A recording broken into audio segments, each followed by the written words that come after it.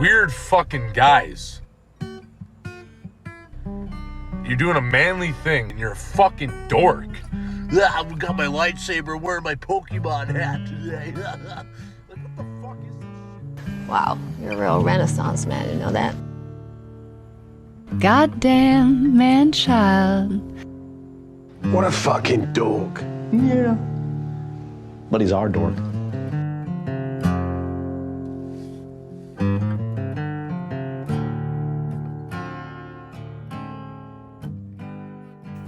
This is not for children. Say it again. Not for children. Good morning there, Jonathan. What's up, dude? You're not Jonathan. Again, it's you just fucking John. yelled at me several times about that. Yep. We got a guest today. We do have a guest today. This is my friend from the gym. Hello, I am a guest. My name is Stephanie. Dude, it's so funny sitting across the table from you guys because, dude, you look way more nervous I than am. her. Now I'm like out of my comfort zone. Bullets right now. Oh my God, this chick that I brought, I hope she doesn't screw it up. Oh my God, don't say the wrong thing. John's over here shitting his pants. Nah, I'm good. Meanwhile, she's cool as a cucumber. She's like, fuck yeah, dude, let's talk. Let's talk some shit. Sounds good to me. This is awesome. So why don't you tell us, where you guys bumped into each other? And I what met the her story at is. the gym at Fort Delco Gym. Okay. And I would kind of go in there and do my routine every day, which usually consisted of walking and trying to acclimate myself to weight training as much as I could. And I'd stare across the gym, and I'd see Steph over there doing, like, deadlifts with, like, 300 pounds on the bar. And, she gets on the bench, and she's, like, putting up 285 like it's nothing. And, like... Is that real? Is that real numbers? Close. I mean... Super strong. I can bench 255. Wow. So Yeah. I will take the 280 something, though. That's, I don't know. I appreciate that. I think I was... And then, like, what was, like, so amazing to me, it was, like... I'd be like, man, like lifting weights really is like something that, like, once you do it enough, it kind of becomes like almost like brushing your teeth every day. Like, it's like even I've seen like instances where like you were like under the weather and it had more detriment to you mentally than it did physically, where you'd be like, fuck, I need to get in the gym and I can't because I'm being held back because I'm sick or because I don't feel well or things like that. So it was like, I find her to be like so inspiring when it comes to that kind of stuff. And also I love the individuality of it. Like, you don't run into a whole lot of women that aren't afraid to, like, I think there's like this misconception among women. It's like, if I lift weights, I'm going to get so big. I'm going to get so big and I'm going to bulk up. And people will tell me I look like a man. When really, it's really hard to like gain muscle and to change your body. Like, your body is weird. Your bodies really are weird. Yeah, so like I kind of want to delve into that a little bit. It's like, because I find you like super inspiring. Thank you. You know what I mean? And I just think it's cool as shit. And so I kind of like wanted to give you like a forum to come here and just like kind of give us your philosophies on strength training and your attitudes towards it, and what do you find so fulfilling about it, and like you kind of break down like some of those like perceptions of what people think of women who lift weights and things like that. And I just kind of wanted to get into that with you a little bit. I really enjoy training at Tom's gym in Folsom, Morton, Holmes, whatever it is. Yeah, Holmes. I am one of the only powerlifters there. Really? Which is, it's mostly a CrossFit type gym, which, it's great. I can still go in there and do my thing, but a lot of people don't talk to me. Really? I don't know if it's because I just have that look that I will kill you, or if I'm just always in the zone, but most people don't talk to me. So when you did talk to me and approach me, I thought that was awesome. Oh, okay. I didn't know. I've been professionally powerlifting for about 8 years. Really? Yes. And you could see like a lot of her progress like on Instagram. Like, she'll put like these like video montages together, and you see like Steph in the beginning compared to Steph now, and you're little just like tiny Steph with no muscle, and and you no can see form, the and advancement, and you're just like, wow, this is like, if I stick with this long enough, things will change. You know what I mean? Like, it's so cool. What's your Instagram handle? My Instagram handle is @StephLifts. Yeah? Yes. Are you okay with that public? Yes. Or, yeah? I would like people to find me. I would like people to see what I do. And, if I could help anybody or inspire anybody or talk to anyone, especially a female who would possibly be interested in lifting, that would be great. I think that definitely in our modern times, there's barriers being broken down about gender roles and what men do and what women do, and it's not always that simple. It doesn't have to be that the woman's in the kitchen barefooted fucking making babies and making sandwiches for dad while he's at work. And I think it's kind of cool that my wife and I, we have a boy and a girl, and sometimes people will say, they'll say to oh, your daughter is beautiful, and I'm like, well, that's my son, And this isn't a debate or a topic or whatever about gender neutrality and all that. It's really just about the fact that, dude, it doesn't fucking matter what my kid wears. It doesn't matter. They're just going to be whoever they want to be. Mm-hmm. And even my daughter wants to go ride dirt bikes because I ride dirt bikes. And I'm like, you know what, dude? We will fucking buy you the baddest dirt bike there is, because fucking women can do awesome shit. So in a way, that's kind of where my whole wanting to be strong started. It started in high school. I was sitting in German class, and I guess this was, I want to say 2002 or 3. So in order to get, computers, laptops in your room, there were those big MacBooks. Right. So my German teacher says, I need 2 big, strong men who are going to go get the carts and push them in. And I was like, hold on a second. I was like, why has it got to be strong men? I'm strong. I didn't know if I was strong or not. I just wanted to be an asshole, Right. So it was like, okay, Steph and one other guy. So we're, bringing back the carts.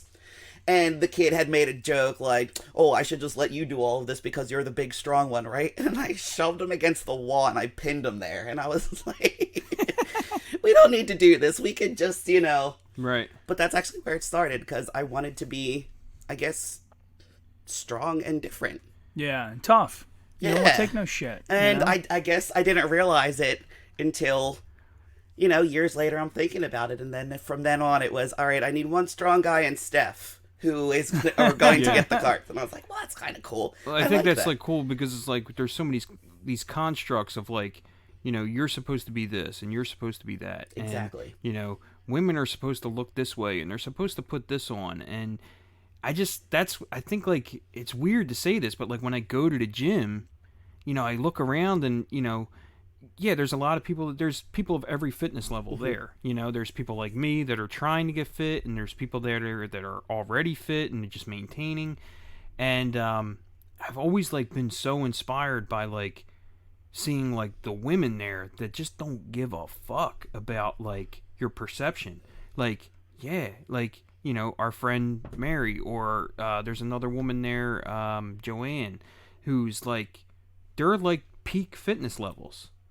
And it's so inspiring to me. So it's when I seen you across the gym, I'm just fuck, man, I want to be able to lift as much as that lady lifts. That's crazy. And let me tell you, it takes a lot of mental strength to get there because your entire journey, people aren't necessarily building you up.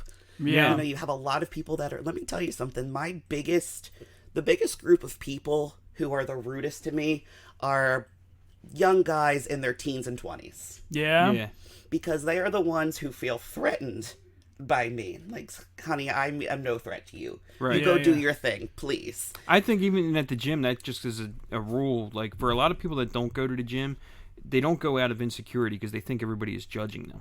Right. They think oh, I'm here and everybody is looking at me. If I'm overweight or I'm too thin or I look weak or I look whatever the fuck. Whatever it is that they think they are. They think everybody else sees that and is focusing on it. When really, people go to the gym for one reason, to focus on themselves. And that's a big They point. don't care about you. And more often than not, if somebody is like yourself or somebody else who is at a fitness level where they have some kind of experience or they know the results of your hard work, they encourage you to keep going. They're not hey, you're too fucking fat to be doing Well, this.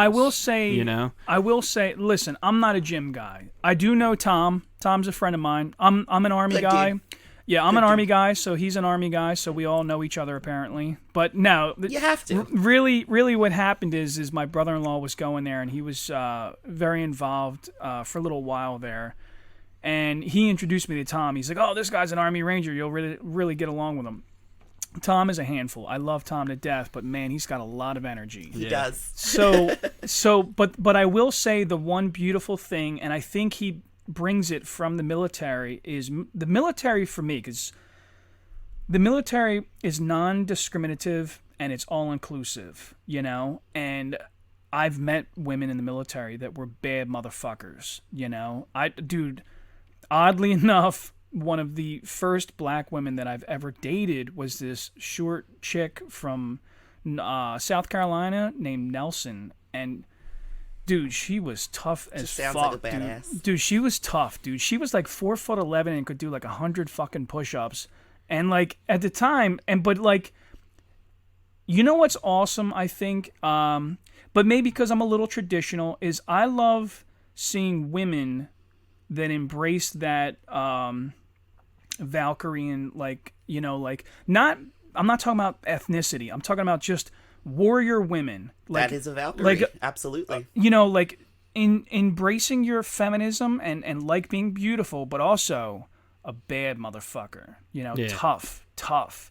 And I think that is it's a beautiful thing because, first of all, like the damsel in distress, no offense, but us guys are fucking tired of that, dude. We're so fucking done with the princesses. When I met my wife, I was like, listen, man, I love that you're so independent. This is fucking great because I'm tired of rescuing, man. I'm like... And let me tell you how I feel. I feel like, listen, I don't want to wait for anybody to save me, so I'm just going to save myself. Fucking right, exactly. dude. You know? Let's conquer the world together, that's you know? not an insult to a man. That's just...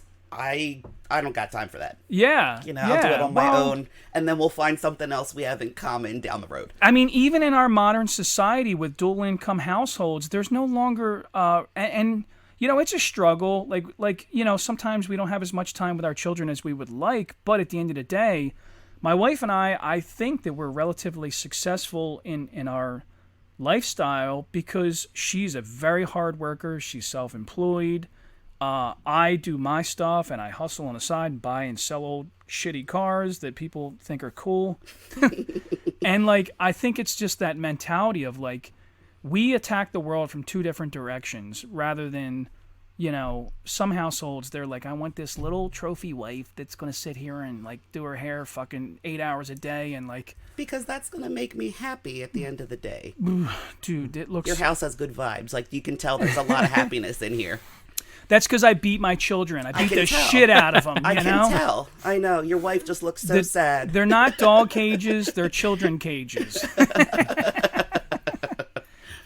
So anyway, cheers to you. You did make one comment that I want to say again. When you are at the gym, if you are not a professional, if you are self-conscious, just go in and train because no one is looking at you. Yeah, nobody Honestly, cares. Everyone is so focused on themselves. Yep. And not in a conceited way. You know, the gym is your time. And it's a lot of work. Focused on yourself. When I go to the gym, I have a plan. I am always more than happy to talk to people. I try not to bother anybody. In the middle of... Yeah, that's when I don't talk to you. Yeah. So like if we're standing off to the side, I think I was like, and I think the first comment was something about like I was wearing like a Mastodon hoodie or something, and you had said something about that, Yes, and that's where we got into talking. Mm-hmm. And then we were talking about music or whatever. But once you start working out and you're doing your thing, I'm not going to be like, hey Steph, blah blah blah. A lot of people don't get that. I mean? Yeah, it's like you're like even with Mary, like I talk to Mary all the time, but I don't talk to her when she's exercising because that's when she's like, if I'm ready, if I know that I have to hit 240 pounds on the bench for a double, I'm not talking to anybody. Yeah, I don't want to talk to you. I'm going to be in my zone. You know, I'm going to be doing what I have to do to internalize my energy. But when it's done, and then I come back to life, I'm like, oh, okay. Yep. Hey guys, and that's a good time to talk. And I've actually had people, not at this gym so much, but at other gyms say, hey, can I ask you a couple questions? Yeah, and that's how I do it too, because I don't know anything unless I learn from somebody. And I love that. That makes me feel like, okay, well, obviously people can see that I know what I'm talking about and feel like I think that's what I could love be about friendly that gym. enough to to actually have a conversation because I want to help people. I think that's the most communal gym I've ever been to. I love honestly. it. I really do too. love it. Yeah. I totally feel comfortable there as a power lifter. Yeah. And knowing I'm one of the few, but that's okay. I can still, do most of my workout. I need some monolift arms. That's my only. Yeah. I think it's great. What is that? So I compete with something called a monolift, which is a big piece of equipment. It's for squatting. Okay. When you come under the bar, the monolift has arms, so when you pick the bar, the arms swing away. So you can just squat, as opposed to a regular squat rack where you actually have to step backwards. Oh, okay. So it's safer for the lifter because they're not trying to balance all of this weight that's on them on one leg as they're walking backwards. Right. Yeah. And it gives me actually an extra 30 pounds on whatever I'm trying to squat that day. Okay. Oh wow! So that's you can my only maximize your weight. Exactly, Yeah. where I can just set myself up, pick the bar, arms are gone, I can free to squat. Nice. I come back up, arms re-rack, I'm safe. I've hit my squat. I didn't have to walk out backwards. Yeah, I love squats. It's like to me that's like one of the most beneficial exercises. Hands down. They're great for anything. Yeah. Any type of person who has any type of goal, just squat. Yep. You don't even have to be under a barbell. You can hold dumbbells. You can hold nothing. You do 8 to 10 reps with a weight that you can handle. In between those sets, those 3 or 4 minutes that you're breathing, like you're sucking wind. Oh yeah. And like you're literally breathing out the fat that you're burning. It's crazy. It's wild. It's If you ever easily hear me the most, lift, I sound like a 400-pound man. Oh, it's like one of the most. It's easily the most beneficial exercise that you can do. Yes, I have a love-hate with them because Yeah. I'm okay at them. Right. I'm pretty good with them. They suck everything out of me. I hate looking in the mirror while I'm doing it. Oh, yeah. That's my least favorite And then part if you about wrap your knees, which is what I do for competition, I wrap my knees. it. Uh-huh. The wraps give you a little extra bounce. It also kind of keeps your knees a little safer. I have no arthritis in my knees. Okay. When I was 16, I had worn out all of the cartilage? cartilage in both. I was a dancer, believe it or not. I was a no shit. ballerina. Really? It was. That's cool. And then I realized that all of my junk in the trunk wasn't going to make it on Broadway. So I was like, okay, we need a new goal. It's an awesome. Well, things are changing. You never know. Yeah, you never know. You could do Encanto when they you could be I forget the character. My daughter loves the song that girl sings in the movie. Have you ever seen the cartoon, the Encanto? No, I don't Really? think so. It's so relevant to your life and Watch what you Family do. Guy. That's, Really? You watch that's Family about Guy? all. That's funny. So Encanto, it's a family. It's a Spanish family that lives somewhere Is this tropical. Disney? It's a Disney Okay. movie, and they all have like these special gifts or whatever. And the one is this, she looks like in the cartoon they over accentuate like her muscles and how big she is, but it's like she is massive and she does all the work around and fixes everything in the house and like, but at some point, the premise of her character is that she sings this song called Surface Pressure, where she's explaining that she's overworked and nobody appreciates her and she's so fucking strong and nobody wants to help her. Everybody's like, oh yeah, she's got it, don't worry about it, fuck it, And like, I don't know, like, so like I was trying to make it, I'm explaining the fucking shit out of this joke and everybody listening is like, what an asshole. Like, that fucking joke it lost. It's fucking done. I get it though. Everyone thinks that because, I'm strong that I'm invincible. And Yeah. I'm only strong because I know how weak I've been. Yeah. That's yeah. And it is through my strength training and everything that I have any kind of mental strength that I may or may not have on any day. I think you do. Yeah. I'll tell you this. Listen, I was a nerdy kid in high school. I was like Still a nerdy kid. Well, I think we all are at That's heart. kind of the whole premise of this show. I think we learn how to build those walls and build a castle so that like the nerdy kid has a place to live. Like that's really, for me, that's what I was. Like I was in high school, I was bullied a lot, and even middle school, I was bullied a lot, and I was small. And then I went into the military, and I always tell people, and it's I'm sure it's relevant to your life, is like, I tell young guys, you want to be a fucking tough guy? Do you know what a tough guy is? A tough guy is a person with a lot of fucking scars, mental and physical scars. And admittedly, I will say that I'm a tough guy. I'm not the toughest, but I don't take no shit no more. Like there is no motherfucker Someone was on this. threatening your family, you would man up and do what you needed to do. They'd be a dead motherfucker, Yes. or I would attempt to, Yes. And I think that's the part of exactly what you said. The teacher said something to you and you were like, fuck this guy. You know what, dude? I can lift them fucking computer screens. And then, like, the same mentality, because it's not just picking up weights. It's getting your balls broken by a 20-year-old fucking moron that thinks, like, oh, what the fuck? Oh, she thinks she's tough. That's mental toughness. Like, that's mental. John, you doing what you do. Going into that gym and you're standing next to people that were physically, superior, I suppose. But you know what the beauty of Tom's gym is Tom does this all, like I was trying to say earlier, Tom does this all-inclusive. Tom walks up to you and talks to you like you're a fucking human, and that's awesome. That's really, I hate gyms.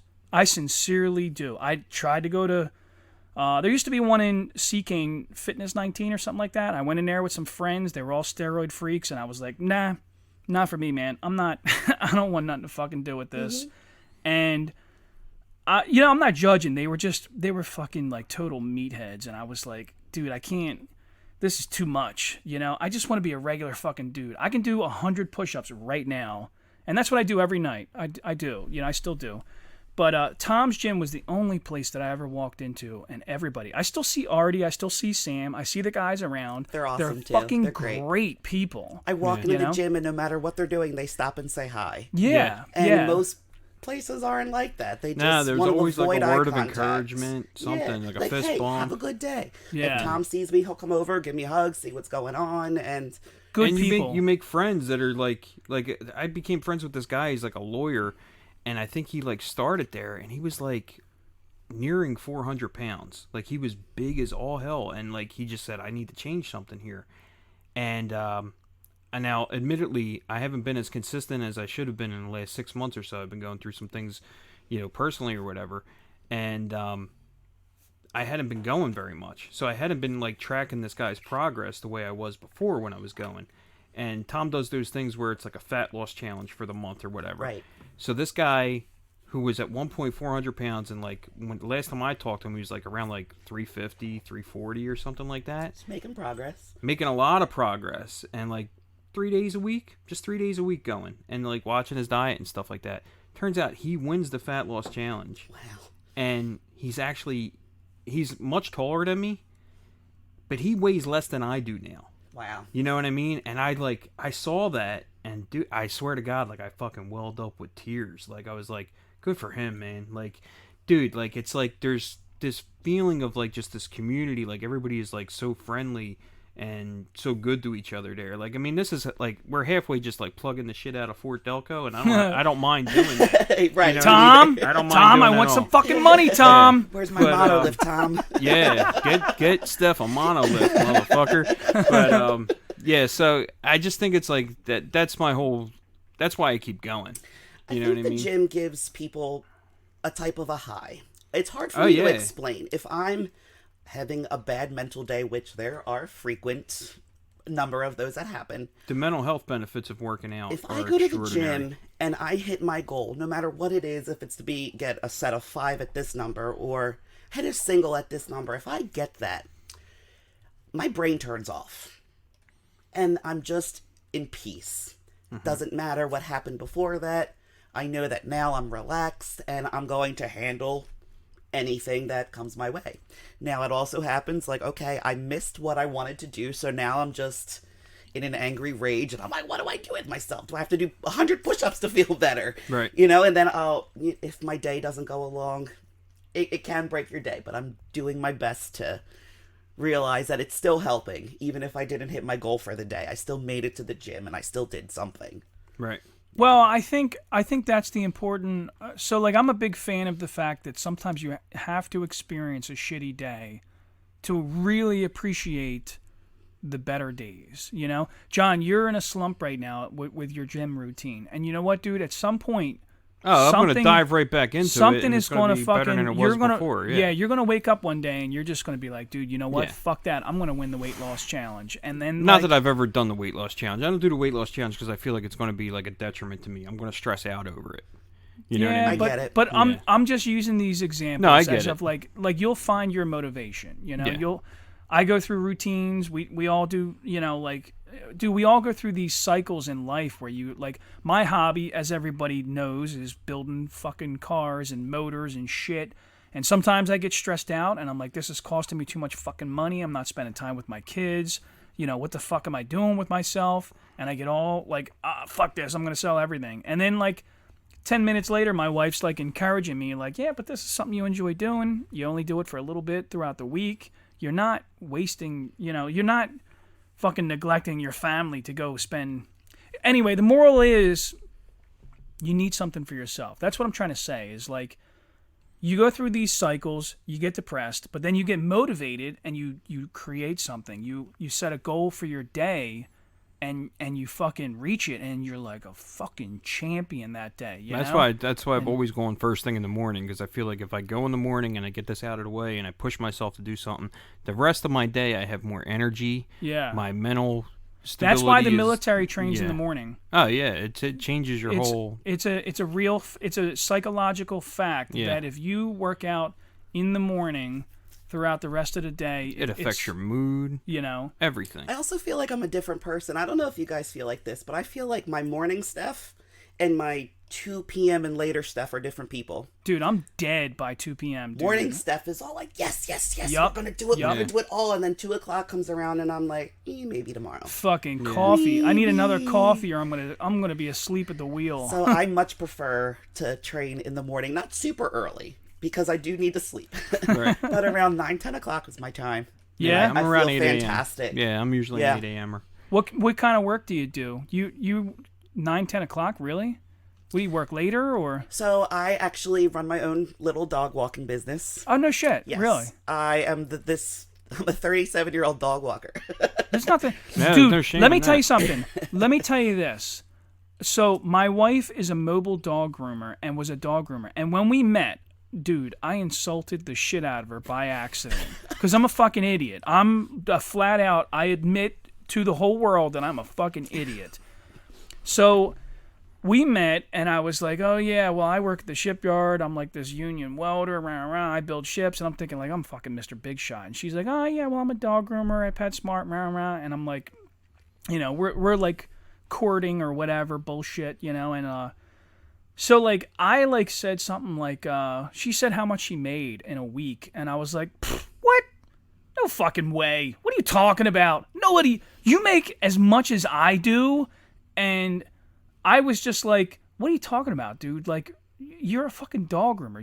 You like cut the fucking dog's hair. There's no way you make that much fucking money. And she like showed me she was pissed. She showed me a pay stub and she's like, what do you mean? Right fucking here, look. And I was like, holy shit. I'm over here welding fucking ships together that fucking, sail oil around the world. And so this that's fucking for lady another time, because my dad was actually civilian Navy, worked at the shipyard too. Really? So we'll have to talk about I that probably sometime. know him. At Acker Shipyard, I worked there for 5 years. Okay. But I may know your father. We'll talk about that after the episode. But the dog industry right now, we've noticed, my wife and I, and I'm getting involved. So like I'm taking bookkeeping classes, and I think I'm going to start a business doing bookkeeping, because the dog grooming and dog walking, the dog industry in this country is fucking exploding, I think. Absolutely. And because everyone loves their dogs. A lot of people want their dogs and are lazy. A lot of people just need some extra help. Yeah. But people do put their dogs, which I'm happy about, as a priority. Well, and the dog walkers and the dog groomers and anybody else, they need bookkeepers. So I'm going to go learn how to count. Do it. And be their bookkeeper, Yes. So, but anyway, yeah, so I don't turn my nose up to anybody. There are people that drive around in pickup trucks and clean up dog shit in your yard, and they make a phenomenal amount of money. It's fucking mind-blowing, John. Mind-blowing. Yeah. A truck full of dog shit.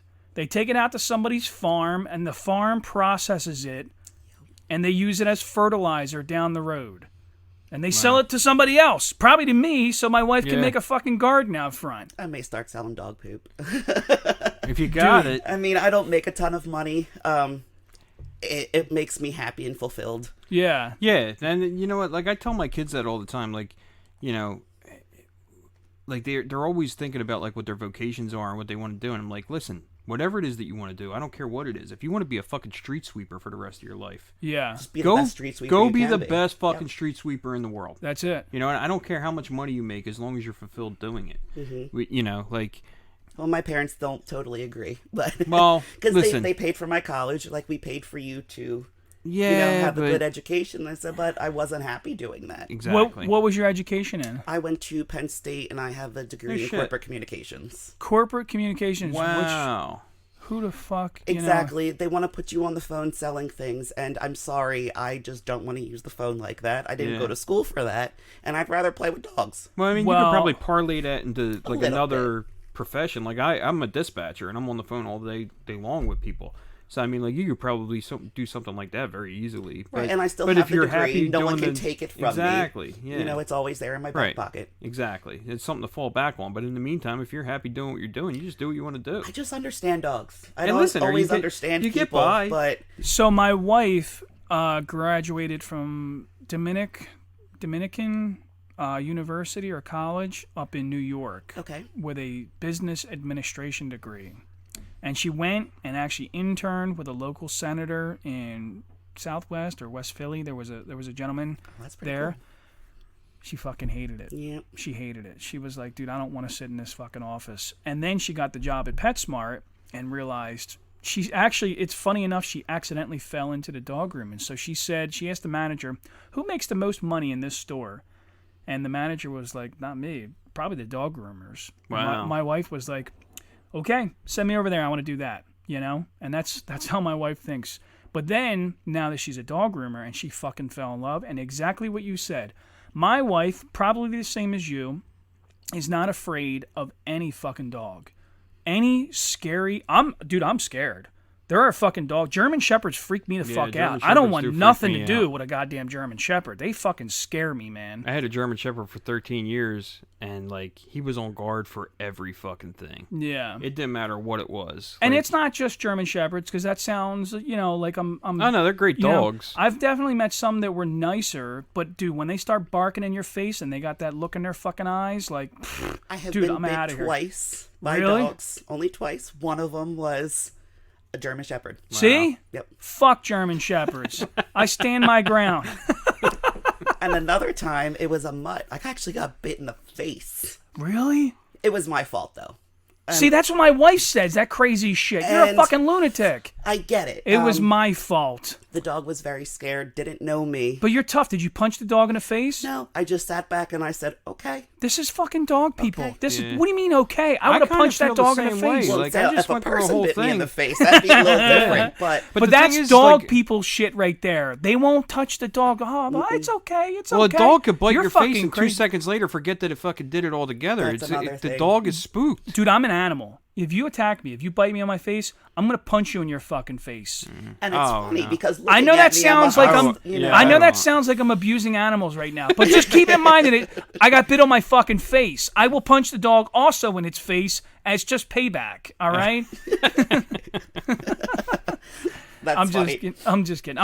I'm really laughing because my wife. Said Listen, the same thing. dude, listen to this shit. So we got the poodle upstairs. I'm not a poodle guy. I am very much, like you discussed before the episode, I am a pit bull guy. Yes, they are my breed. So we had 3 of them last year. 2 of them passed away. They were all the same age. The older one upstairs, the brindle, is the last. It's beautiful. Well, dude, she's going to live forever. You know why?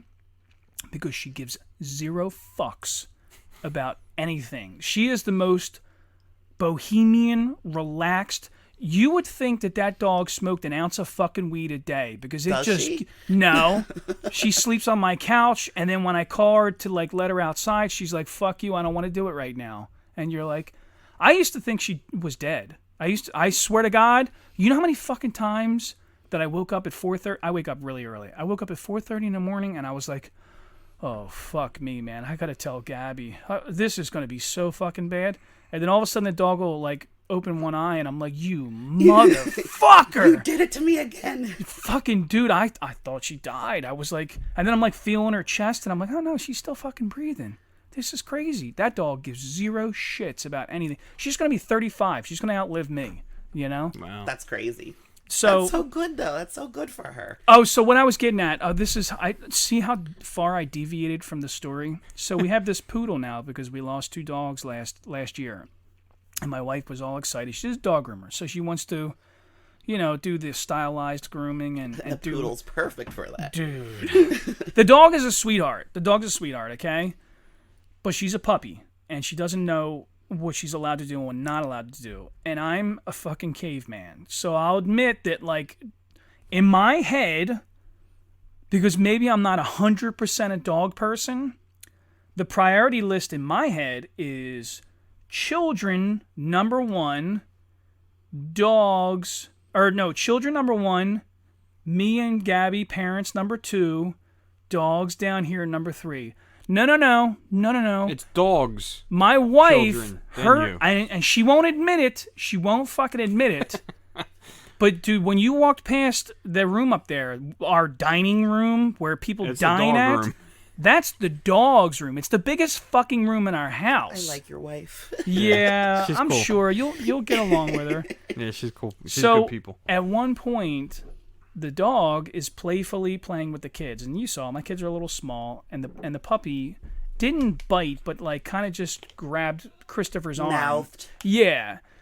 And me, I freaked the fuck out. Was like, no! And I'm like screamed at the dog, and the dog like fucking, got startled and Probably ran. didn't understand. Yeah, well, she understood then, but but Gabby got mad at me, and she was like, you can't yell at her. You can't make her skittish. If she's in the dog show, if she's in the ring, and she's skittish like that, she'll fail and she'll lose and rah, rah. And I'm like, well, the fucking priorities are simple.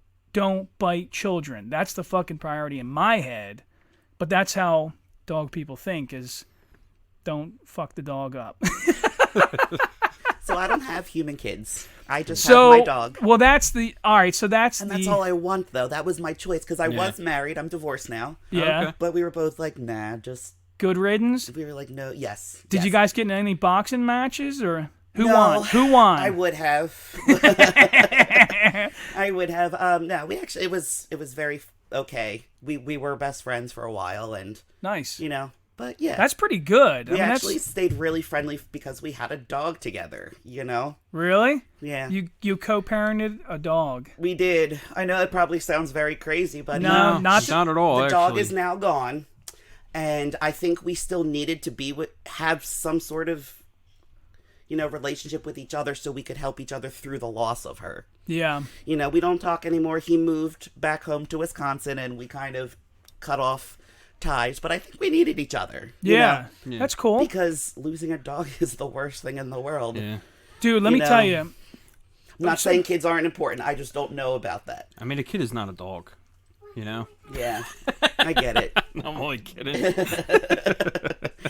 I just lost a dog, so I mean, it's rough. Like, I'm still like reeling from it, and it was like. And it's not fun having a dog and staring at her every 5 minutes. Be like, are you okay? Are you okay? You breathing? Are you okay? Are you sure you're okay? Right. Like you said, you wake up with your dog. I know I'm checking. So are you breathing? I kind of okay? I kind of am at this point because she's the last one. So she's 12 years old. The other 2 passed away last year. And dude, the first one was her sister. They were the same litter. The other dog. When my wife and I met, I had a dog. I used to drink real hard and eat every pill that I could find. Okay. So I went to the VA hospital almost 13 years ago, and the doctor said, and this is back before service dogs were an actual thing, but the doctor said, listen, if you're going to be living alone, we've realized that veterans that have dogs actually are in better mental health than veterans that live alone and don't have anybody in their life. So I took that advice and I was like, okay, I'll go get this dog. Well, I had that dog up until last year. And I continued my sobriety and I stayed clean and I didn't... Congratulations. Yeah, so like it was a whole thing. And then her dog passed first, which was very unexpected and broke our fucking hearts. Yeah. Like, dude, we were not expecting it, man. It was fucking brutal. And we had to go on vacation like the end of that week. So it was like I think it was the beginning of the week we had to put her down because she was internally bleeding. Oh God. And like, dude, we're in there like fucking dying. Like, it's right up the street at the vet hospital, and like, dude, it was fucking bad, man. It was so fucking bad. Mm-hmm. And then later that year, my dog Morgan, she passed away too. And dude, right out back on the deck with Gabby holding her, like she had a seizure and then died. And it was like, and I was out front sitting in my car and didn't come in yet. And then Gabby like comes running to me and she's like, "Oh my God." Oh, it's terrible. You know, so yeah. I remember we talked about this like I have chills. 20 episodes. Dude, ago. it was so fucking bad, man. I don't know what's worse. With people too. What's worse? When it happens so fast that you're taken by surprise, or when I say this all the time. It goes on forever and you have to watch it every day. So that's what I'm worried about with this dog, because she is so relaxed and I think her health is in really good shape. I'm like concerned that like her hips are going to start to go, and like, you know, like she's starting to get little health problems here and there. And is it going to be one of these long old age things where that's kind of like, what I'm dealing with now, because my dog's like 8.5 years old. Yeah. And it's like every time something happens to her, it like seems like it puts her out of commission. Like she walked on some hot asphalt like a week and a half ago, and it split like her paws. Really? You know, like her paws were so dried out that like they kind of split, and like she was like laying down for 3 days until they were well enough. And I'm thinking like, man, you're really getting old, like, you know, like, yeah. And then she had like a stomach virus. I thought that was going to kill her. Like she was just on her back for like 3 days, not moving. And I was like, man, this dog is like, this would have never affected her before, you know? It's hard, man. Like when you get a dog, you really are getting a small tragedy. Like, you know, eventually like you are going to have to deal with losing this dog. My dog that I had brutal. before Piper, her name was Bree, and she one day wasn't good, and then for the next couple months she slowly lost her battle every day. It's terrible. And she developed cancer, and she was in so much pain that she was trying to bite us. Wow. And we were like, okay. We usually go by the rule, if they're still eating and drinking, you know, they're probably still okay. Yeah. But at that point, we knew she was just in too pain. much pain, and she Yeah. didn't even know who we were anymore. Really? Yeah. Yeah, then you have to like weigh the quality of life for your dog Exactly. and stuff like that. Yeah. So we called Lap of Love. It's someone that comes to your house. Yeah. Oh, really? Yeah, they come to your house to euthanize And your dog. we've used this guy twice. He's incredibly amazing, and he takes them with him to be cremated. Or, yeah. Yeah, so it does make an awful situation a tiny bit better. Yeah, I think like the big important, like when it comes to euthanizing a dog, it's like, you know that it's relatively painless, but you have to comfort your dog through the entire process. Right. You know, like you have to be there for the dog while it happens. Right, absolutely. Yeah. Absolutely. Which, and that like it gives you some kind of like closure to know that you've done all that you could. Mm-hmm. You know, and I kind of just went through that with the dog, so it was brutal, you know, because he was relatively healthy and happy. I think he was abused prior to me getting him, and it was causing issues. If I had one wish, it would be that dogs would live longer. Yeah. Yep, that's what it would be. Yeah, because I mean, it's like, you know, if you're a dog lover and you're always going to have a dog, you're probably going to have like 3 or 4 dogs in your lifetime. Yep. Or more. Yeah. Right. I mean, like I'm just saying that I've only ever had one at a time. Yeah. You know, so. Yeah, we'll stick to that. Because Yeah. if my wife had it her way, we'd have fucking 12.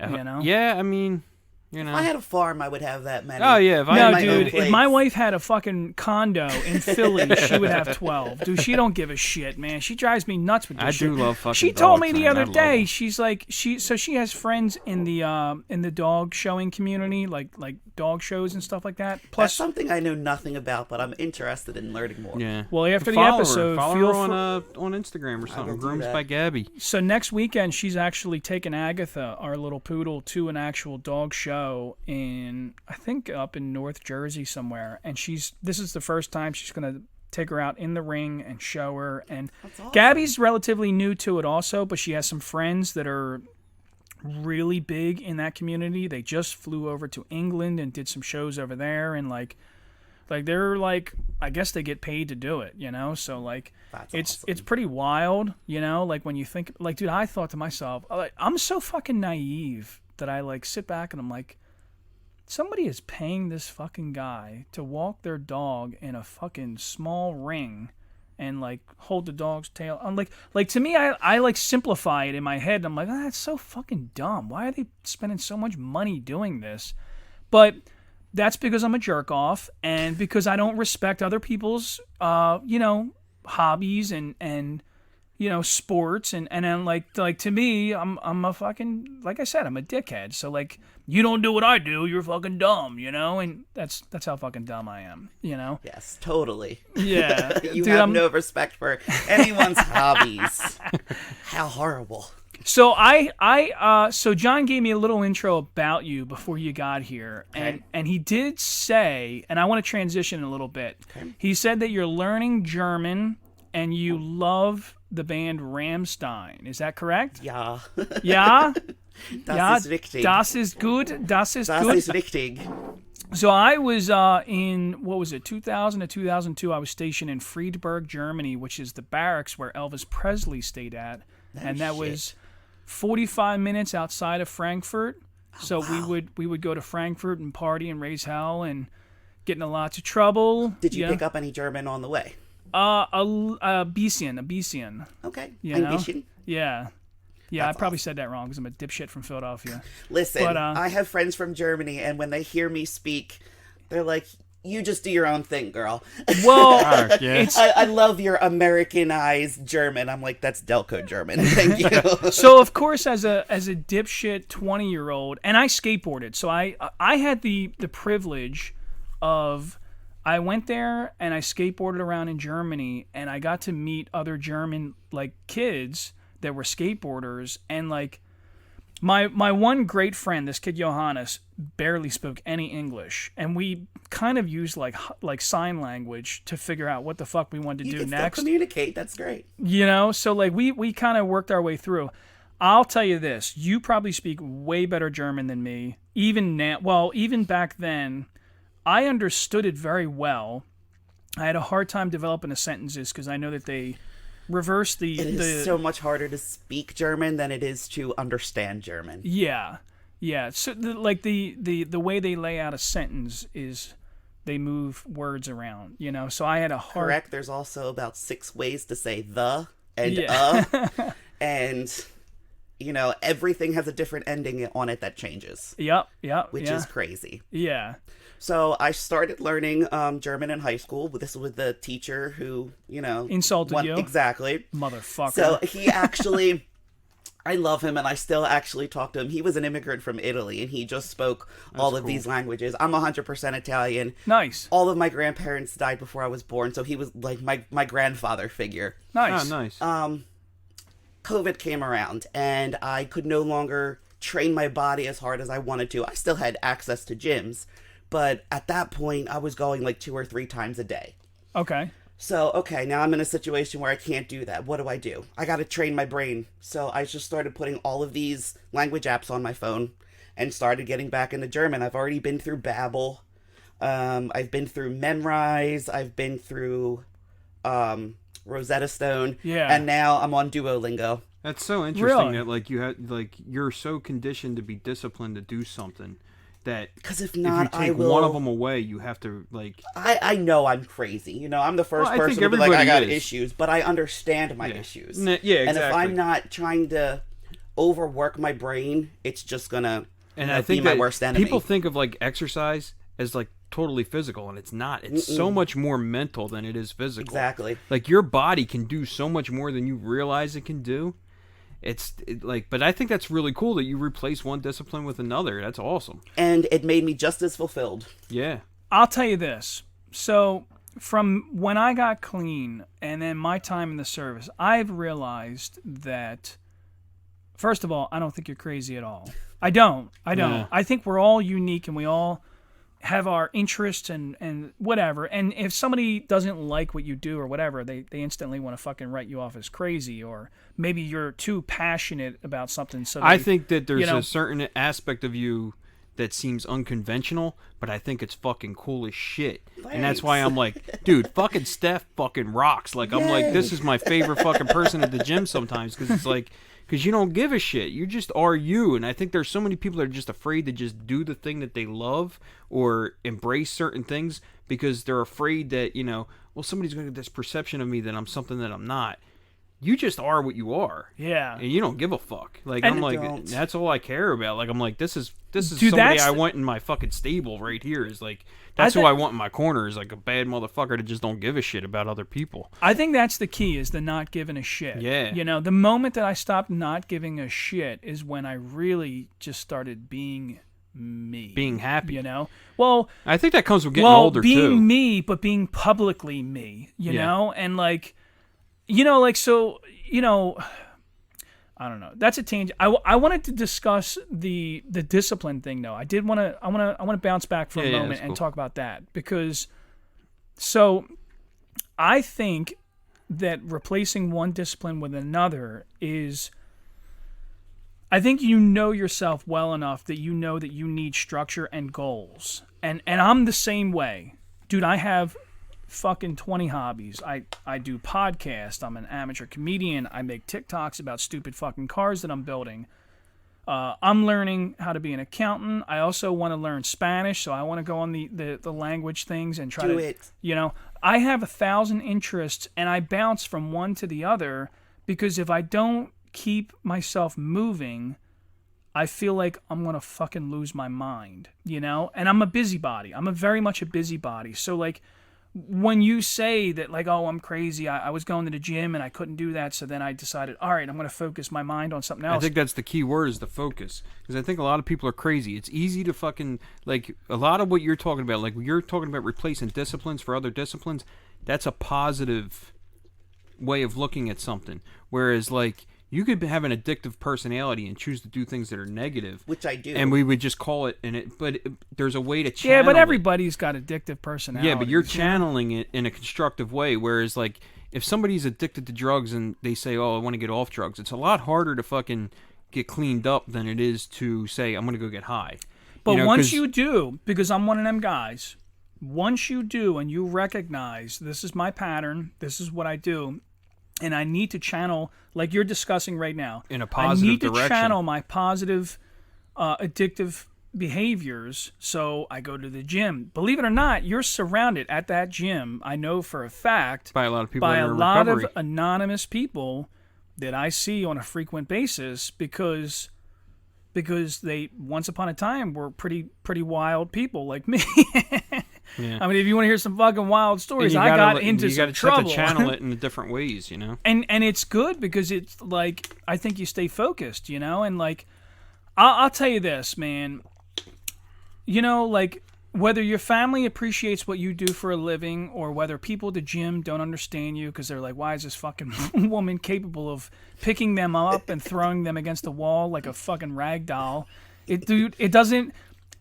You know what the beauty of life is that not giving a fuck. See how I looped back there, John? Yeah. I'm fucking talented, bro. Man, I like the loop. Not fucking giving a shit about what anybody thinks gives you so much freedom. I really can't, because, I mean, I'm wearing a hoodie today, but if I'm just, like, in a tank top, I mean, I'm massive. Yeah? I look different. You're strong. Dude, I gotta ask you, can we take the hoodie off then? I want to see. Like, if you put me to shame, then I'm gonna Oh, fucking... she does. Yeah, she's Holy impressive. shit, man. Look at the fucking shoulders. Yeah. She's Dude, fucking you're a strong as shit. fucking monster, dude. But see, like, I know this. So But it's when cool. And I'm not saying that to insult you. I'm saying you are I get fucking it. Yes. tough, man. Thank you. But walking into Wawa, like, everyone's like, what the... And everyone turns. Yeah. And it's funny, because I actually get the most positive response from older women. Really? They're like, oh my God, I love your body. Because they finally don't give a fuck. Because and they've they're probably envious. put so much effort into looking a way that is totally unattainable. Skinny, or, Yeah. trying to fit into societal norms. And they're like, look at you. Isn't it a lot easier for you to get up every day and go, I'm going to eat so much of this and fucking I'm going to like go eating. Exactly. Like, I and like food I'm a lot. Italian too, so it's like Do you you want to like, take in as much protein as you possibly can yeah, and fucking do you turn do it big into muscle. protein binges? Like, I don't. No? No? I don't. So I actually don't. So it's funny. I actually have Hashimoto's disease, which is an autoimmune disease. really? wow. Where my body thinks my thyroid hormone is the enemy, so it's constantly attacking it. No shit. So my body doesn't absorb protein very well. Really? So what do you do to build muscle? Like, what do you consume Lots to of build peanut muscle? butter? I try and do as many shakes as I can. Protein shakes? Protein shakes. My body doesn't love the dairy, but it's better than like a vegan protein. So you eat a lot of eggs? I eat eggs every I do fucking eat day. eggs. Yeah. Actually, I'm really right now trying to focus on my vegetables, and I know that's weird, but that's what's going to help me right now. Really? Because I already know I have the muscle, and my muscle's not going to go anywhere. That's the funny thing about muscle is, like, even if you stop, like, say you stopped working out for 2 months and you lost some of your muscle mass, your muscle memory is so efficient that it would take her, like, no time at all to build that muscle Couple back. weeks That's would be fucking good. awesome. Well, I think once, like she said, once it's there. So, like, people often ask me if I go to the gym, and I'm like, no, I don't ever. 'cause I don't ever go to the gym. But you do a lot of climbing and you do a lot of isometric. You're still active, and you're fit. Yeah, but And you have all of that military training that you've yeah. put into your body. You know, it's not just going to... Well, and that's a lot of times, you know, honestly, half the time I feel fat because what everybody does is you look down. So I look at my belly and I'm like, what the fuck is this, dude? I need to, you know. So it's funny enough because I'm doing the same thing. Listen, I was a protein guy for a long time. You know, I could eat fucking a giant steak with a bunch of chicken nuggets and a fucking, 6 eggs. I could eat all of it. And like, now I'm 40, well, I'll be 42 in a few weeks. And like, now my body's just like, dude, we need to rearrange some shit because you did that for too long. And now it's time to eat lots of vegetables. I hate the idea of veganism. I'm more float on pescatarian, I think, because I think... I'm a meat and fruit guy, man. That's my... Dude, I'm I'm saying all this, but I'm going to make filet mignons for dinner Yeah. tonight with Can I have sauteed. some? Dude, I'm such a... Listen, I think my lost... like, maybe in another life, I was a chef. I love to cook, too. Yeah. I love I'm cooking. the only Italian that hates cooking. Do you Really? I hate it. I love cooking. It's a chore for me, and I it's just do so it because I relaxing. have to. Do you like good food, though? Are you a foodie at all? I mean, if someone else is making it, yes. Yeah. Well, that's what I Okay. mean. Like, going out to eat, going to media, It's been a going to long Philly. time since I've done that sort of thing, but I do enjoy it. Yes. Really? Yes. Where's your favorite place to eat at? Oh man, I don't even know what my We favorite love food talking would about be. food. We love it. Listen, John is slightly overweight, and I'm working on it. I always laugh because, dude, when I go to the doctors, the fucking chart thing always tells me that I'm like morbidly obese, They and I'm like, always tell what me- the They always tell you fuck, that. dude? They tell me I'm morbidly obese and I should consider weight Yeah, loss. okay. You know what I always do? I always do the routine from Armageddon with what's his name? The giant black dude that was like a bodybuilder. Michael Clark Duncan? That guy's Is he in fucking that? great. I never yes, saw the movie. so he climbs up on a table. He's like, "You calling me obese? Can you fucking do this?" And he's like, fucking. Yeah, I think the standards of what we consider, like, those guidelines and stuff, you can't even base that on I don't know, a large man. Well, I they think also it's- have a everybody's an military individual. scale because Yeah. years ago I was looking into doing like smart lipo or something, and they were like, "We're not going to use the regular people scale. We're going to give you the military scale because, like, if you didn't Muscle have mass. that much body fat, it was less money Right. or something." I don't really remember, but they were like, "You're more muscular." Yeah. But yeah, I'm morbidly obese. Yeah, So you focus on eating vegetables to build muscle. really just for health. I know Okay. my muscle's not Yeah, going then it's anywhere not right going now. anywhere, right. And what I try and do is, it sucks, but chicken, rice, veggies every 3 hours. Really? Really? Every And it 3 sucks hours? because I don't like chicken. It's chewy and it's disgusting. Sometimes and it's dry. literally, I'm just like sitting there trying to choke down one piece of chicken at a time. But And no do seasoning it. or I use a little bit. really? Right. Yeah, like No- I'm no not bodybuilder, so Right. I'll put some sauce on. But Yeah. I've been eating this way for so long, I don't even know like You what don't my even- favorite food is. Yeah. Really? Yeah. Another thing is I've had to be gluten free before because of the Hashimoto's.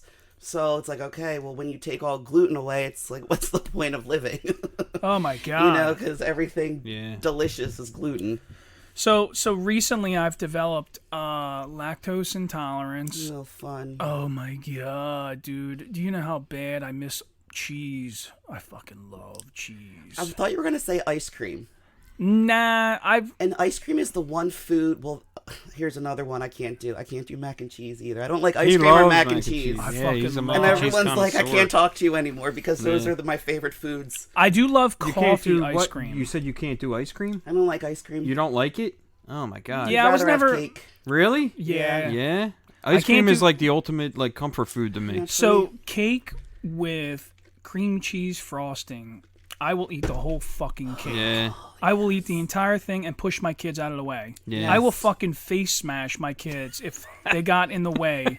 I will kick them. I'll Spartan kick them in the fucking It doesn't chest. even have to be good cake, like just Yeah. average cake, and I'll Dude, do with that. cream cheese frosting, not shitty vanilla frosting. No, I know like what if you if it's like whipped frosting and it's just like That's the healthy like 40 stuff. pounds of fucking sugar in it, like no. But if it's cream cheese frosting from Nothing Bundt Cakes, Yeah, he loves that Their joint. stuff's so good. dude, I've never been there. I've had their gluten-free there before, and it was fantastic. really? Yes. Yes. I'm telling you right now, John. Well, there and you I go, don't mean to fat be boy. gross. I don't mean to be gross in front of Steph here. But I will eat that cake and I will deal with the fucking results afterwards. Yeah. I don't give a shit. it. No, I actually give lots of shits them days. Lots of them, Yes. constantly. I will not be full of shit that day. But dude, I'll eat it and then I'll be like, it was worth it. Let's come back for some more. That's how I am. Oh my god. Depends how bad it's going to hurt the stomach. Only a little bit, that's okay. Everything, man. We're changing. We're getting older now, you know? Dudes, for real. So, all right. So we were talking about speaking German. Yes, yeah. Rammstein. Yes. Du You, hast. you went to go to a concert, turned into a total shit show for you. Oh didn't you? my god, yes. The Blue Ridge Rock Fest. It was a disaster. So, So like, is the message here? Fuck the Blue Ridge Rock Fest. yes, the All message right. here is fuck the Blue Ridge Rock Where Fest. is that you at? Alton, Virginia. Oh, okay. So she went all the way to Virginia. She paid for a meet and greet with Till Lindemann. Till Lindemann, who is the frontman of Rammstein. for Rammstein. He also Really? has a side project now, another band called Till Lindemann. Really? And that's the band who is supposed to play. They were said to never play in America, only in Europe. Why? Um, They don't like Americans? America doesn't react to his music the same way that Europe does. Really? Europe is much more embracing of it. I mean, I yeah, dig you know how Rammstein. wild I like it. Rammstein is. Like his side project is even more wild. Do you want to really? know Oh, an Very interesting, European. Do you want to know an interesting Yeah. fact about that? I do. When I was stationed in Germany, at that time, they just hit. Like, that was So when... this was like 98, 99, When Du Well, Hast came out. When Du Hast Yeah. came out, shortly maybe after... 94. Well, I was there in 2000 to 2002. Okay. The kids that I hung out with fucking hated Rammstein. And supposedly, they told me that, like, they weren't really that popular in Germany at that time. So then I came back to the States, and, dude, everybody I knew I like it. I dig fucking it. loved Du Hast and, like, really embraced that album.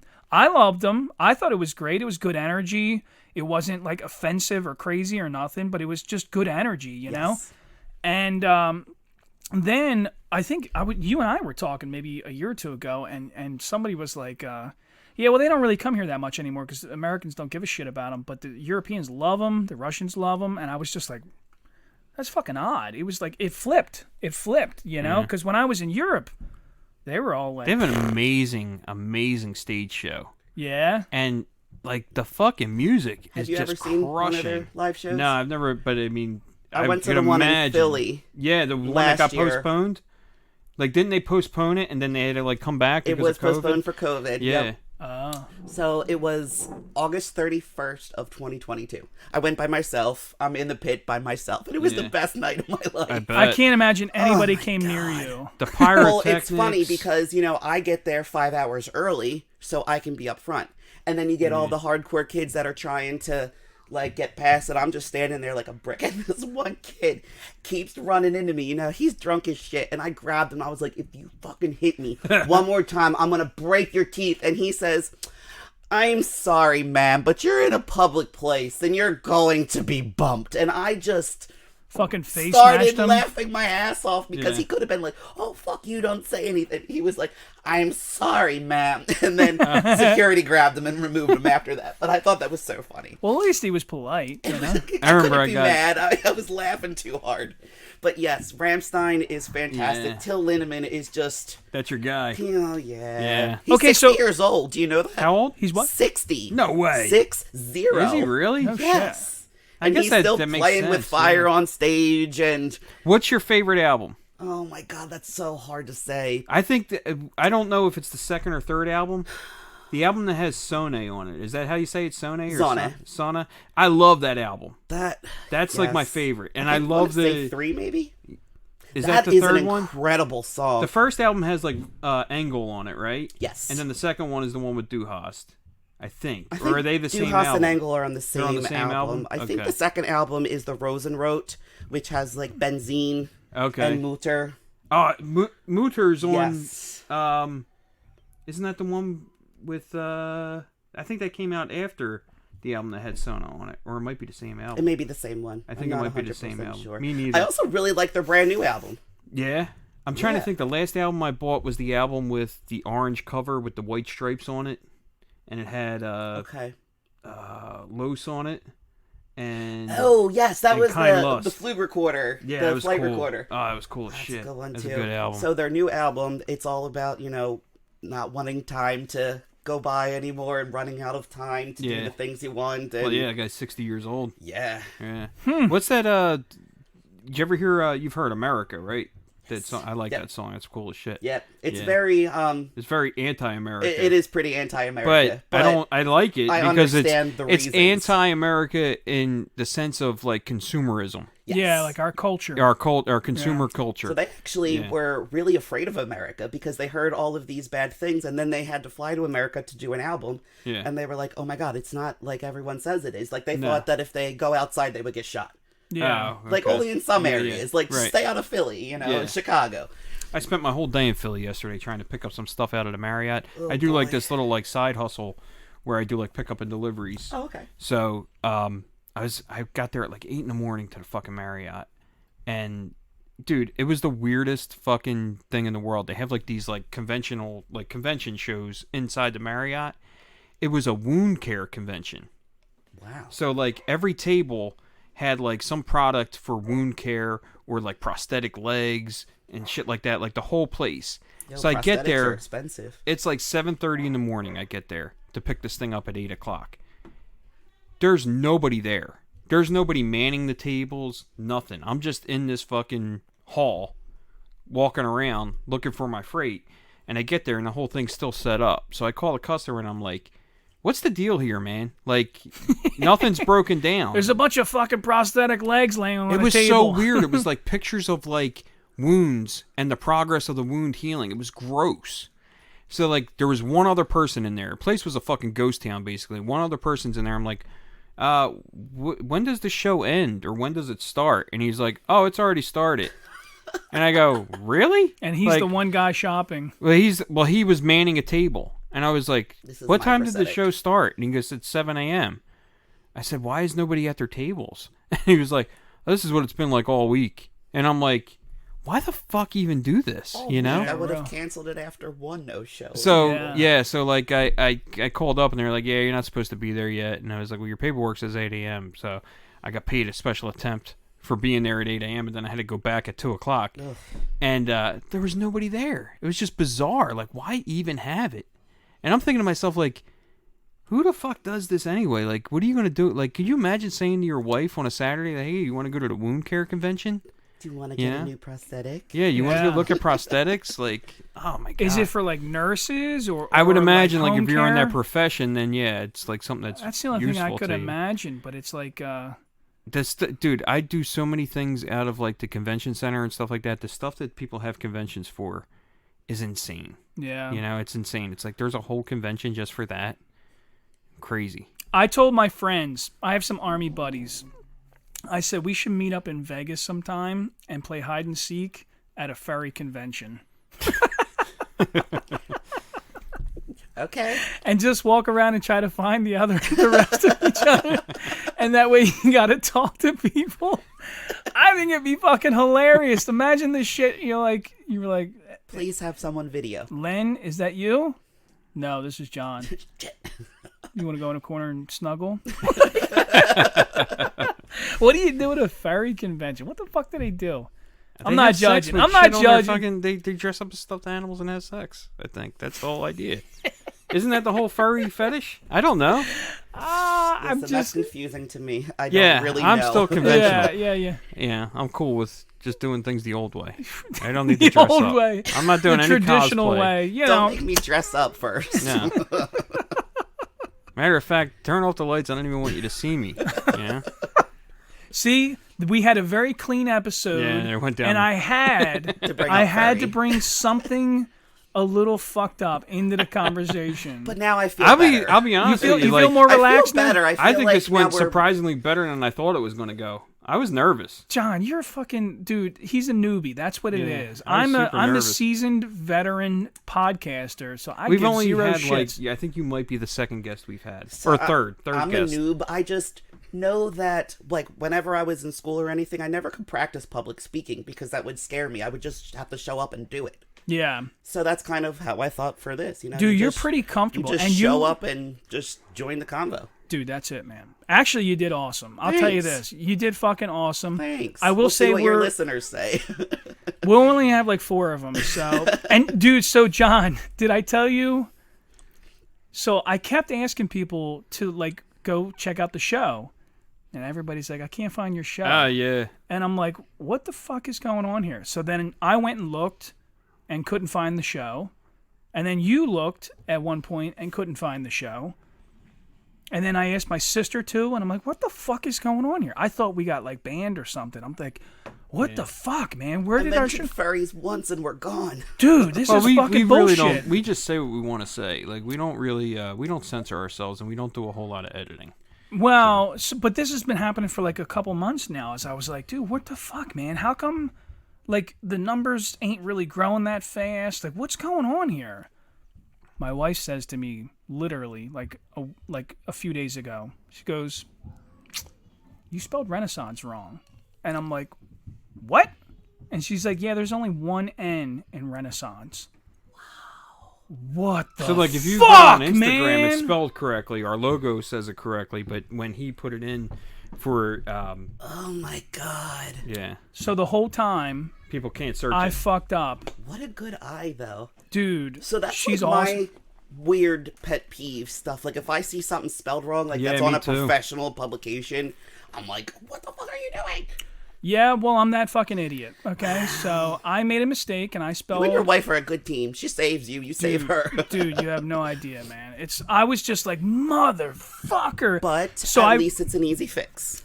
Dude, it's an easy fix, but I've been banging my head against the wall for months trying to figure out what is going on with the numbers. How come nobody can find the show? What is the problem here? I'm talking to John. John's like, oh, I don't know. Maybe you just suck. Maybe you're not very good at podcasting, you know? And I'm like, maybe it's just that I'm a fucking Interborough grad and I don't know how to fucking spell. Maybe that's what it is. Yeah, you get all insecure. You're like, are we not likable? Do people don't Dude, like us? I'm like, so the last episode, I'll admit, I made a joke, and I probably is offended going to get a lot of people. It's probably going to get pulled out of context. I basically called the Ku Klux Klan the F word, but the context is that I think that the gay community should weaponize Their words that are being weaponized against them, Okay. but do it in reverse.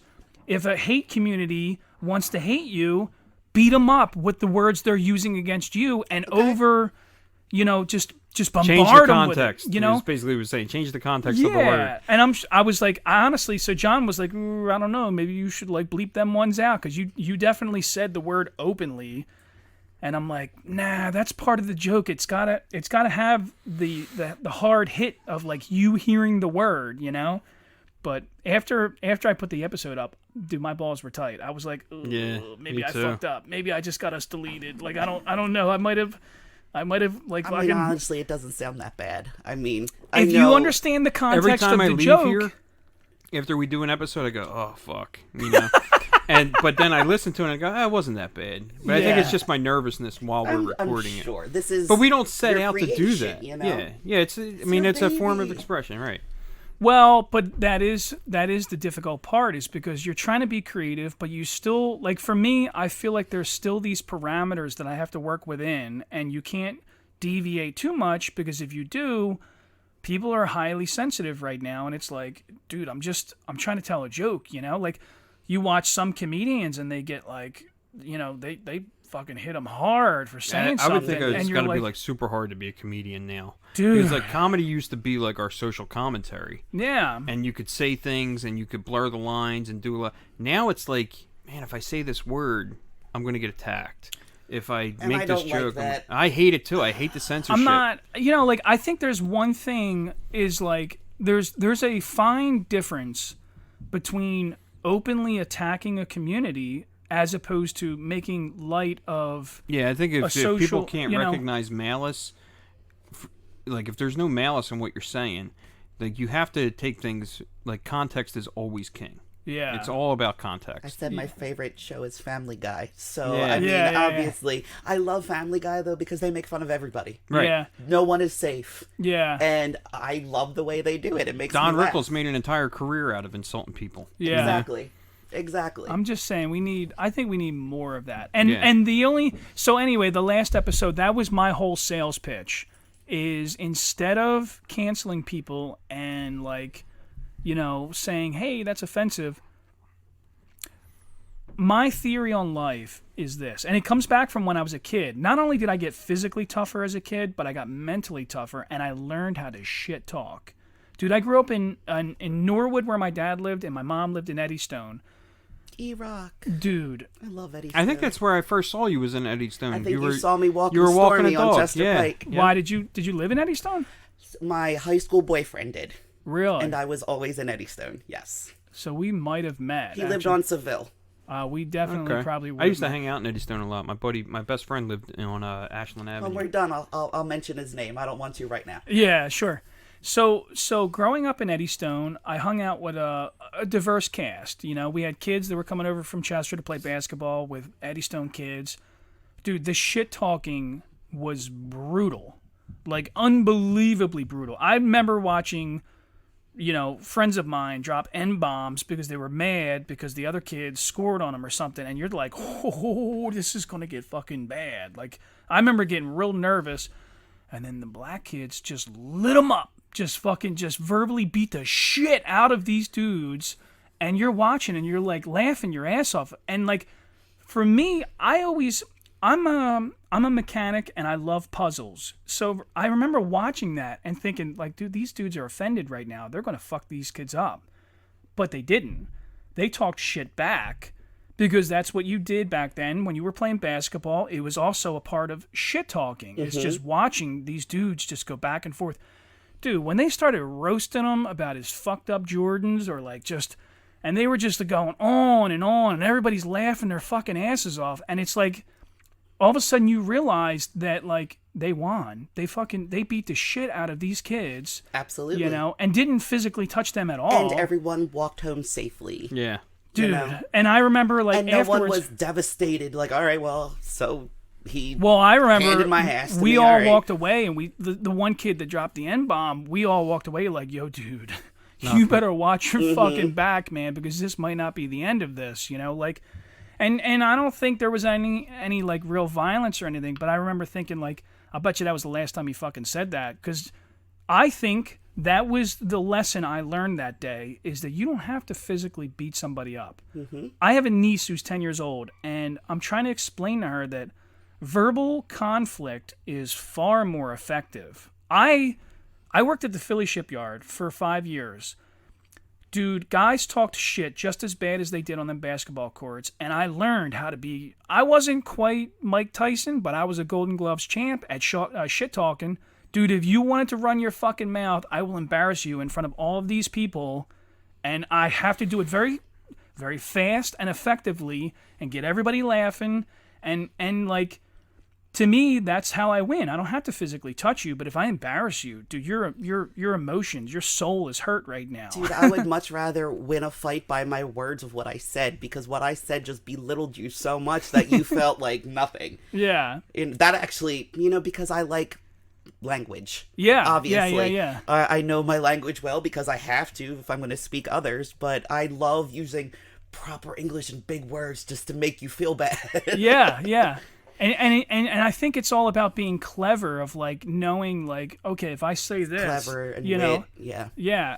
I love it. You know, John's funny. John's a funny guy. I'm the funniest guy you'll ever meet. John's so modest, though. You know what's awesome about John? John comes on so modest. He's It's like, too, no. I have like a deadpan kind of humor. Like, Yeah. it works. But But then and some people are like, "Are you serious right now?" Like that's how deadpan it is, and they're like, "Why the fuck did he just say that?" And they're like, people that know me know when I'm joking, and people that don't are like, "That guy's a jerk off." You know, like that's kind of like. That's so the dynamic. What he did when we first started doing the show, and my wife didn't really know him that well yet. At one point, my wife was like, "Oh, well, are you guys hungry? Do you want me to make some breakfast or rah, rah, rah?" And John said something like, "Yeah, why don't you get back in there and make us some sandwiches?" And then walked down the steps and didn't say nothing. And my wife was like kind of stewing over it for like a week or two. And then at one point she's like, "Yeah, I don't really know about John. Like, I don't really." And I'm like, "What?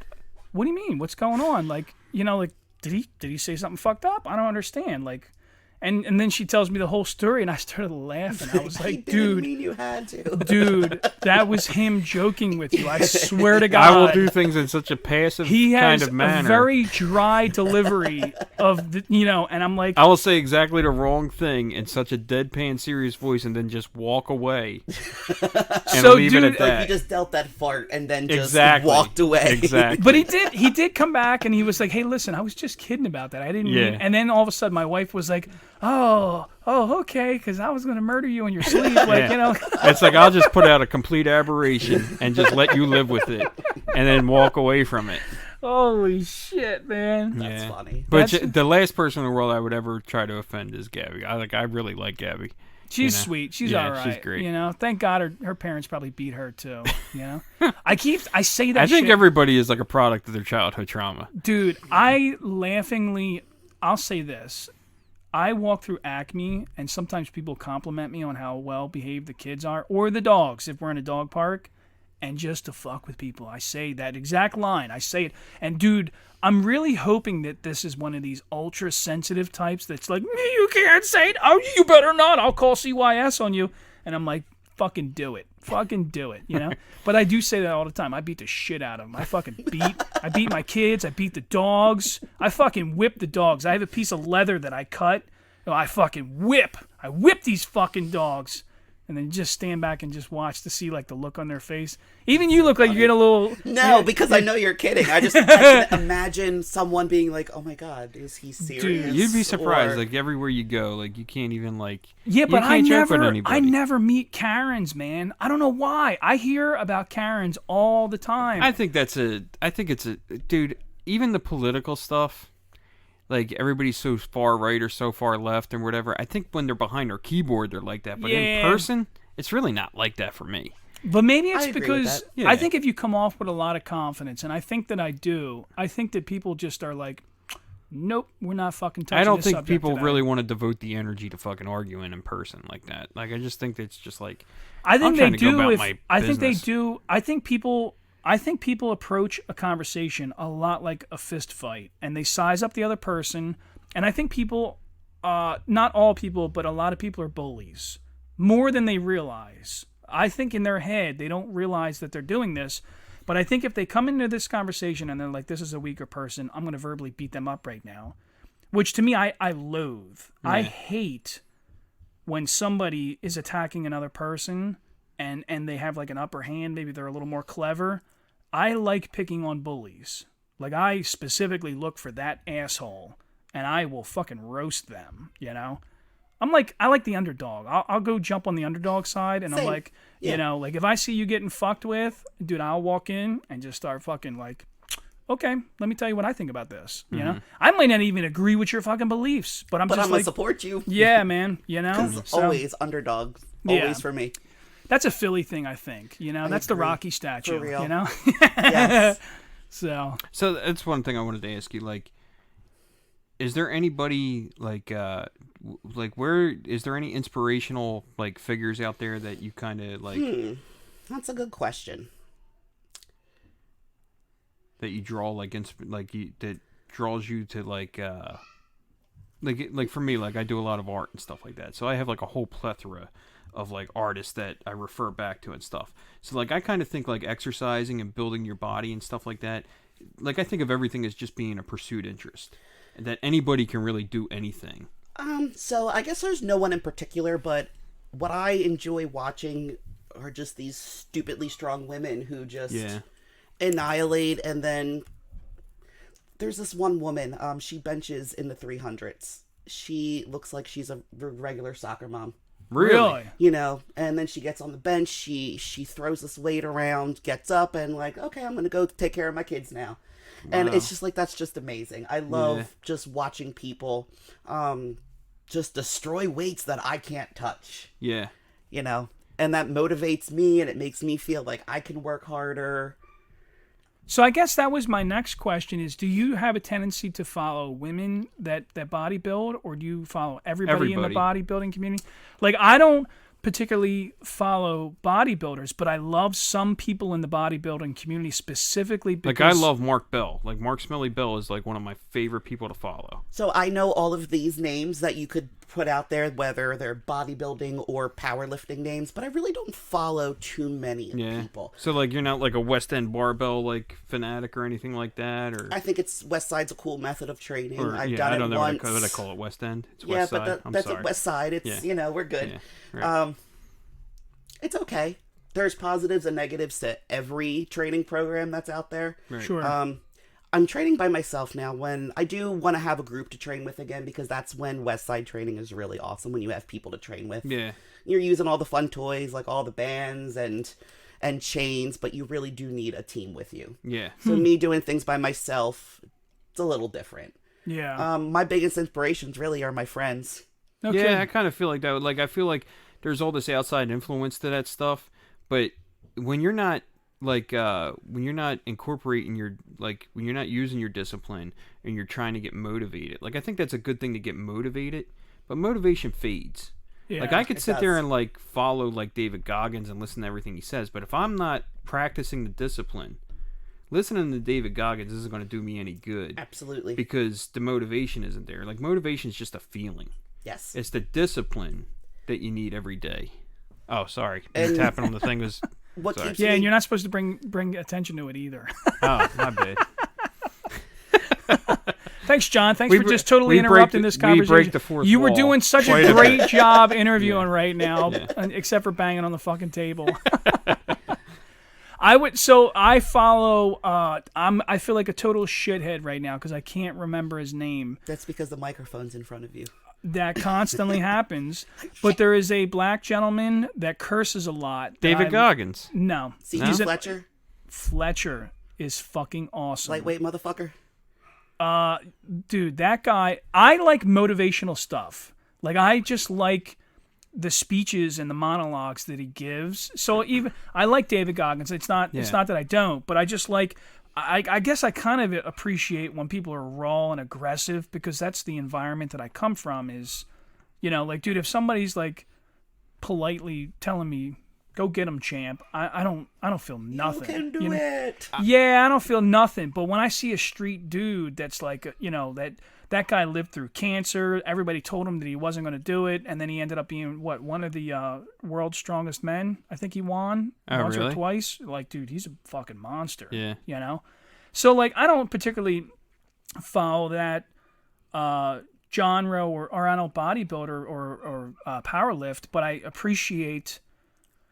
I like meeting people that are striving for a goal, you know, because that's really like talking to you today. And I see that it doesn't, like, you're passionate about these things that you do. And some people, I understand exactly what we started this conversation with when you said that your family and friends don't understand what you do. There's people in the gym that challenge you because you can see that across the board. When I bought my rental property, everybody talked shit and was like, you're fucking stupid. This is going to be a problem. You're going to have bad tenants. You're going to lose money on this. This is, it's in a bad neighborhood. Everybody, it's not about the money. It's not about the property. It's about trying something different that you don't know what the fuck you're doing. And it's scary. And if you're telling me all these horrible things, like, okay, I'm still going to try it, but now I'm extra scared. Thanks. My wife starting her business was fucking terrified. And I will say this, and it's not me. It's just the kind of person that I am. But we are a team. And I had to push her into going self-employed. And dude, it's been fucking, it pays dividends.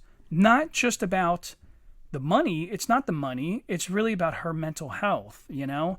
And she's extremely happy. And to me, I'm like shifting gears here because I had people in my life pass away. And I'm like, I'm 42. I'm scared about my health because I got arthritis at 42. And I'm like, I need to start enjoying my life. I need to start appreciating. I got these little kids. I need to go spend time with them. I need to fucking smile and be happy and do whatever the fuck that is that makes me happy, you know? And I see a person like you that is doing that. You like walking dogs. Fuck them. Who cares? You're making money. Your bills are paid. Who the fuck are you to judge me, you know? And if you like powerlifting and some 20-year-old fucking pussy thinks that he wants to give you shit, just, if you can't beat the shit out of him, let me know. I'll come beat the shit out of him. Or I'll find some fucking monsters from Chester to come fuck him up. I don't know. You know, like, so. But does that give you do you feel like an overwhelming confidence, like to look at somebody else and be like, there is nothing you can say or do to intimidate Sometimes, me? yes. And sometimes I will say it could be a bad thing because, you know, if we're fighting in the car, I'm going to get out and just be like, all right, I'm not afraid of you, whoever you are, you know, but that's not always a good thing. No, I know that. Have you ever got into MMA or jiu-jitsu or any of that stuff, or? I guess so before I became a powerlifter, I was a cardio queen. So really? I've been doing some form of rigorous training since I was 18. Gotcha. What was I say? Words. Jiu-jitsu, MMA? Thank you. I did an MMA course. It was an intro to see if a group of us could become instructors. Okay. All of us were so hurt.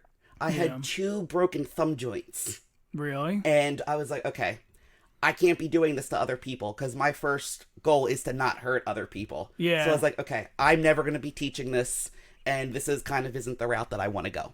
I have been hurt very badly powerlifting before. Yeah. But, you know, it was a little different. Yeah. And I'm actually not afraid to get hurt powerlifting, but I am afraid to get hurt fighting. Yeah. If that makes sense. No, it totally makes sense. Yeah. Well, it does, and I think it's all about each person's comfort zone and what you're knowledgeable about. Another example, when we finally did get into Blue Ridge Rockfest, we did get to see Slipknot perform live, and I actually stayed away from the pit just because I was too tired and didn't feel like getting punched in the face. Yeah. Right. Yeah. Yeah. So, you know what's funny is with my military background, I went up the street to Quintella, and my daughter, we wanted to get Genevieve into there and do a little bit of training and see how she does. And so she did a one class just so the teacher could see like how she does. He says, yeah, she does really good. But I come from a military background, and like I said, so my experience with martial arts or violence as a whole is my perception is kind of the opposite. Like if I decide that I'm going to fight you, it's not to harm you or scare you away. You know, I'll say honestly that it's, you know, at that point, I'm kind of conditioned that I'm going to fucking hurt you really bad, you know? And therefore, I don't know how to play fight. I don't play fight with guys. I don't slap box. We're not going to pretend here. Because if you hit me, I'm going to fucking hit you back. And I promise you, I'm going for blood. And so I'm very reserved. I'm like a turtle. I stay in my shell. Don't fucking come near me. I don't want to bother with you, you know? And that's my approach to like a lot of things in life. Like I talk a lot down here with you guys, but most of the time I'm in my garage and I'm alone, and I like being alone because there's nobody to fuck with me, you know? And so we brought Genevieve up there. She did really good.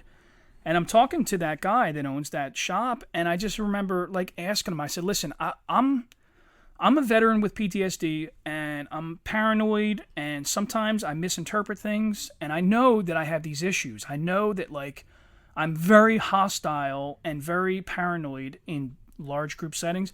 I don't go to concerts. I am very concerned about going to a concert. Like, I get a huge amount of anxiety. I was terrible. And if it wasn't for mass amounts of weed, I wouldn't have been there. I'm serious. Well, unfortunately, with having as much clean time as I do, I get it. That is it's off not an the option books. for everybody. Yeah, so I get it. It's something that I just totally avoid. Going to Booth's Corners on Friday or Saturday, if it's overly congested, I get my shit and get the fuck out of there. Because That's to show you how much I love Till Lindemann. A festival is not a place I would ever put myself. Yeah. Really? Because of my anxiety and my hatred for people. Yeah, You know? yeah. But I wanted to see him that bad that I was like, okay, whatever. Huh. Interesting. But so and that's funny because we do that. Like, I've gone to a few concerts. I went to Mumford and Sons a few years back. And, Something will make you go, yeah. Well, I like their music. I liked it before they got a little fucking, like pop like culture. Like, they used to just play banjos and shit, and it was authentic, Anyway, moral of the story is my sister was like, yeah, let's go. And I was like, okay, we'll go, but I don't want to be anywhere near rowdy ass people because, dude, I don't go to mosh pits. If you bump into me, I'm gonna fucking thump you. Like. See, when I was in high school... Which I don't think Mumford and Sons has a fucking mosh pit, but... My high school boyfriend was like 300 pounds with a beard, so he put me in all of the pits. Yeah. I was Dillinger Escape Plan I at love the Truck. Dillinger Escape Plan. Oh, I fucking love that band. At the Truck in like 2002. I'm getting picked up and thrown through tables. Oh, wow. But those were the days. I couldn't do that now because I'd be like, all right, who the fuck just picked my ass up and threw me? I remember I saw Pantera at their last show they did in Philadelphia. And I don't think anybody knew it was going to be their last show. But I remember going in there, and like you said, you got there really early. Mm-hmm. I got there really early, and you know who opened the fucking show? Mm. Morbid Angel. Morbid Angel opens the fucking show. I swear to God, there were 10 people on the fucking floor. Oh my God. It was insane. I felt like I was in like nobody had ever heard of this band. Yeah. It was crazy. And I was like, this is fucking Morbid Angel. This is the hardest fucking band that's going to play all fucking night. Yeah. And I mean, like, Slayer was there, Pantera was there, and you had fucking Morbid Angel. Wow. And then they had, like, I think, like, Static X and some other fucking shit. I haven't heard of Static X in a while. Yeah, but Static X and this other shit band were, like, that was, like, nothing. You were just waiting for fucking Slayer and Pantera. I got to see Danzig, too. Did you? He was really funny. Apparently, he hasn't played a show in a while. No shit. And he was on stage, and oh my God, he couldn't breathe. Oh, After every song, he was like, this is how you know we're actually out here really doing this. Because he can't breathe, and it was funny, but... Danzig is like, I think everybody always thinks like, oh, he's so physically fit, and now like you see him, he's getting little old. belly, Yeah, his little black getting tight old. shirt, but he was still fun to see. Yeah, but then Corey Taylor comes on, who also does shit for real, and he's singing without, dying and breathing. Just takes practice, you know? Yeah.